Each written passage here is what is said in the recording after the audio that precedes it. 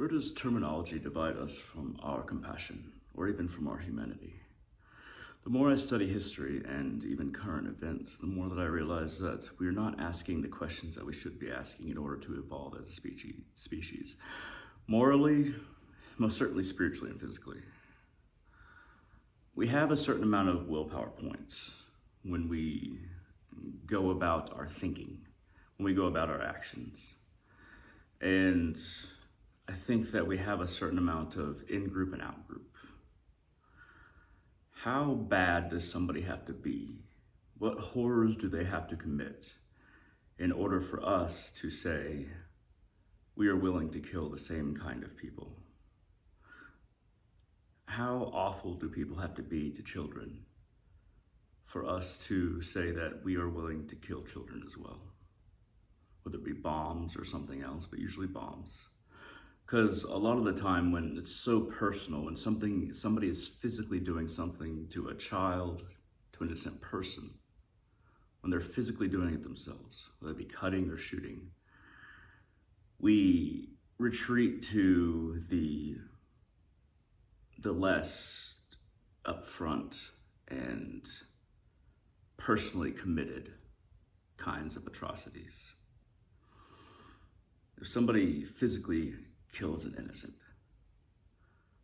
we say, of course that person should die. And I mean, that makes sense. But what are we willing to do? Are we willing to kill innocents, kill children as well, to get that person that did that crime? And we go about our lives in this way a lot. Few people would, for instance, and this is going beyond humanity, this is just compassion in general, compassion to all life. On the side of life is really what this video is about, and it's not gonna really vibe well with a lot of people, but how many people would subject something like a cow or a pig to all kinds of terrible upbringing and brutality and then kill it themselves and then eat it? How many people would do that if the institutions and the factory farming weren't in place to do that for them and then put it on their plate so that they eat it? And then there's a lot of people that have that fetishistic disavow. That's even true with climate change or affecting our environment. Do y'all remember that trend of people who drive trucks, for instance, where they would put something on their muffler to actually put out more smog? And I saw multiple videos, and this was a while back, of cyclists, people with these alterations to their muffler, would get in front of these cyclists and then just blast smog back. I'm probably not technically communicating it right, or my understanding of cars and trucks is probably not correct. But what does it take for you to do that? Like, we live on this planet. And let's say we even care about animals, care about plants in principle. But what does it take for you to get in front of somebody who's just cycling, you don't even know if they're doing it for the environment, but blow muffler smoke in their face and say, ha, there, but why? And what does it take for us to be willing to bomb and kill children because a group did the same thing, but they did it personally? They did it with their own hands. They did it when they were looking these children in the eyes, at their bodies as they killed these children. That threshold, that being willing to accept these buffer words like collateral damage, that threshold is actually pretty low. There was all kinds of bombing the US did in Iraq, taking out 95% of the electrical grid. And there were thousands and thousands of Iraqis that got bombed and killed. And we can just talk about the children. Let's say Saddam Hussein did have a bomb, did have a nuke. Let's say that was the motivation. And then the United States military, the government ordered them to do so, of course, but decided to bomb thousands and thousands of children and take away their resources so that they would also suffer beyond just the killing from bombing, in order to make sure that the weapon of mass destruction was out of the dictator's hands. We make these lines around things. We say that I'm this religion, I'm this nation, I'm this group.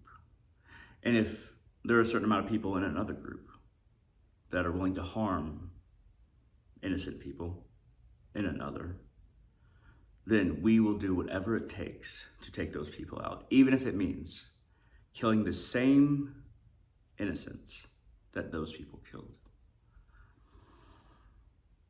And it isn't easy. It isn't easy to really feel for everyone, is it? Because is it really practical? For instance, in World War II, when there was a lot of bombing of Nazi cities, and a lot of children got bombed, killed. Not even talking about adults, just children killed. Or Nagasaki and Hiroshima, when those nuclear bombs were dropped and babies were killed. The justification is always, of course, there would have been more damage later, or we would have lost more troops, or look at what they did to us first, who started it. The people that make the decisions are never those innocents who had nothing to do with it. Children, babies, literal babies and infants that had nothing to do with the attacks that were planned in World War II, in the Middle East, in Iraq and Afghanistan years ago. Nothing to do with that. Nothing to do with that decision. They can't even physically move themselves out of the way. Yet, there was a threshold reached that was far too easy to get to where we said, we all kind of know what happens during bombing. And to make it easier for you, we all knew what would happen to these cities where we were bombing in World War II, German Nazi cities. We knew that the SS troops and those people who were causing the Holocaust, most Americans, most people didn't know the Holocaust was happening, but let's say we knew that the Holocaust was happening. And we knew that it was happening. So that threshold was already reached. Those children we were willing to have die. We came to that pretty easily ideologically. And it makes sense that evil must be destroyed, shouldn't it? These terrible actions that people perform should end. And they should. And I agree with that. But we must check the extent to which we are willing to do these things. We must check our thresholds for similar crimes, similar punishments causing the crimes that we are punishing for. As a species, I don't think that we're there yet to where we can really ask this question or really make this assertion that is actually in the Mahabharata and many Hindu texts, that the statement, when we prefer our children to the children of others, war is near. That will always be the case. It's a high ideal. And it looks obviously true. All these buffer words, all of these boundaries, all of these dehumanizations, they happen on group levels because deep down we know these innocents are going to die when we do this retaliation towards these very, very evil people. And don't get me wrong, anybody who kills children face to face in person is terribly evil. But let me tell you something about World War II. During the fire bombings in Japan, the American soldiers who were, firebombing is much closer than something like a nuclear bomb, much closer than something like carpet bombing. I go through a lot of history, I go through a lot of accounts, and I focus on the individual person accounts, the ones that aren't just numbers so that people become a statistic, the ones that talk about the suffering of the enemy, and the enemy is bad, but talks about the suffering of their innocence. When they were firebombing, when the United States, you could say us, was firebombing Japan during World War II, towards the end, obviously, the airmen in these planes, they talked about having to wear gas masks because of all the stench of human bodies on fire. They talked about seeing families, it's close enough to see families going down the street and then being surrounded by fire. Many families, and then huddling together as the flames approached, and then they were burned alive. And they saw people on fire running towards the nearest water source to jump in because they were on fire. And the people on fire, small children, most of the children probably got trampled, but the people who kept carrying children, kept carrying babies, and the babies were on fire and they were on fire. And they ran to the nearest water source, or they were engulfed by these flames. One veteran said that those airmen that did the firebombing did not sleep for weeks. They physically probably slept a little bit, but their sleep was troubled. Because deep down, we don't want to do this. We don't want to say that somebody's innocence, the innocence among them, this very small children, ones that can't literally physically move themselves to another location. There's something deep in us to say that we don't want to see that. We don't want to realize that. It's not even just not looking at it. Psychologically, ideologically, it doesn't feel good, and it shouldn't. I think that numbers and retaliation makes thresholds that are far too low for human beings. How much suffering you're willing to cause to people who didn't do anything, literally children that could not physically pick up a gun, so that we get the people who did, and did similar killing of innocent people, children. I don't think that there's a good solution in war to things like this. I don't think that there's a perfect solution where innocents don't die. I just think that that threshold is too low. And I think that we don't ask the right questions. It is so easy to be angry. It is so easy to see something evil, terrible, and hate the people who did it. But then we always think of a people rather than those individuals. And then we have collective punishment that continues the cycle again and again and again, endlessly. It's a circle. I've been obsessed with history for the better part of 15 years, at least. And I've become less political over time, especially in the last 2 years, because once I've taken on all this information, all these facts about various times and various actions of human beings, all of the values and the ideologies that people have championed, it just started to seem like BS over time. It started to seem like a lie that everybody was committing to in their own way. And things have gotten better. They're not good. Things have gotten better in the last 150 years, 100 years. The 1900s were awful. Terrible atrocities. And the progress is so slow. But we shouldn't too quickly commit to the idea that this is just human nature. That until we evolve, this is going to happen. Or to the idea that this is war. We try to make rules for war. But in the Mahabharata, a Hindu text, the longest epic poem in human history, in which the Bhagavad Gita is in, which is often called the Bible, or the Hindu Bible, it talks a lot about war in ways that are so relevant to every war. You know, the rules are established initially, and then they are broken. Every rule is broken one after another, based on the circumstance, based on the pain, based on the trauma that people go through. The rules are broken. The rules are idealized, and then they are broken when we meet the circumstance of the moment and what we are willing to do in the circumstance. For instance, the Mahabharata, don't fight at night. That was broken. Don't put your weapons down when you see a woman or when a woman enters the battlefield. These are very high ideal rules compared to some of the stuff we're seeing even now, but put your weapons down, don't harm a woman. That was broken. Don't kill a charioteer or somebody who's fixing a wheel of their chariot, that was broken. And a lot of these rules may seem minor, but they add up to grander suffering. And the original reason that the Pandavas went to war with the Kurus and the Kuru clan, the Kuru clan wanted to own a large section of India, but we can just call it all of India. They wanted to own all of India.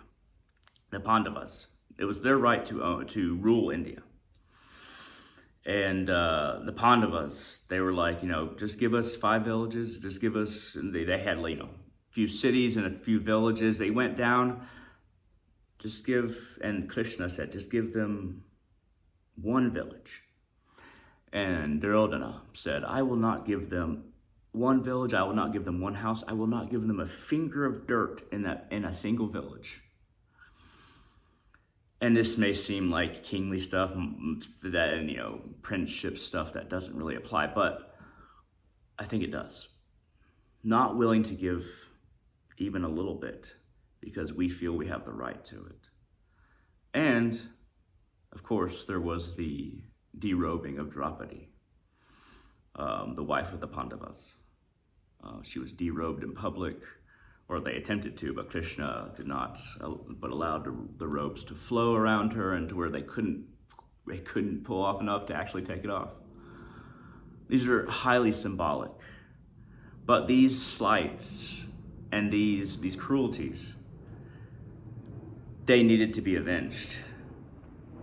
But even the Pandavas, over time, as the war progressed, they broke more and more rules. And then both sides broke rules. And then the rules ultimately were seen to be a sham because the people that wanted to control all the land in India, the rules never mattered to them anyway. They were always going to use the rules to their advantage. That's why Krishna had to be very clever in order to defeat them. But it's also, and because of breaking the rules, it's also why the Pandavas, even though that they won and ended up being, princes and kings of India, they also fell to their vices. They also fell to their shortcomings. Because while they were the better side, and while they were more correct and acted more uprightly, and were on the side of God himself, the things that they broke during the war, and the ideas that they broke in themselves along the way, it ended up destroying them.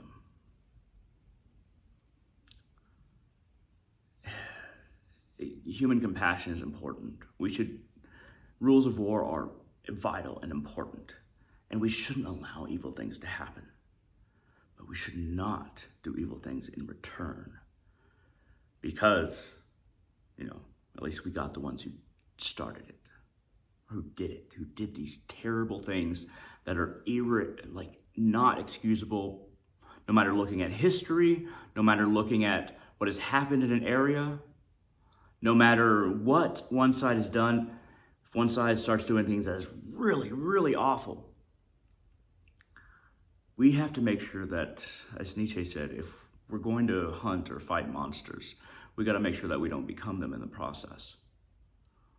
And sometimes staying the course with an original plan needs to be changed, because staying that course compromises the very reason for going to war. There's a couple quotes from 2 different TV shows. One is Doctor Who, and he says to this one alien race that is taking over the earth, and they have been wronged on the earth. He says, and they start doing even more terrible stuff. He says, you're not superior to the people who are cruel to you. You're just a bunch of new cruel people. Once again, you are not superior to the people who were cruel to you. You are just a bunch of new cruel people. And there's also this quote from The Expanse, the sci-fi series based on a series of books, a TV show based on a series of books. And I can't remember her name, but this is a little bit in the future. And there's certain circumstances where there are children in this facility on a different planet that, you know, they're being biologically altered, that this virus thing that's in them, if you know, if they're not killed, it could actually infect the rest of humanity. This isn't even about killing individual evil people. There's children in it that are being infected. And, you know, but there's definitely children in there that are not as well. And she says something when they talk about bombing this place, and she says, I don't remember what she says just before this, but she does say, I don't kill children even when it's a good idea. I don't kill children even when it's a good idea. And it's a good idea to kill evil people, isn't it? But even when it's a good idea, are we willing to kill children?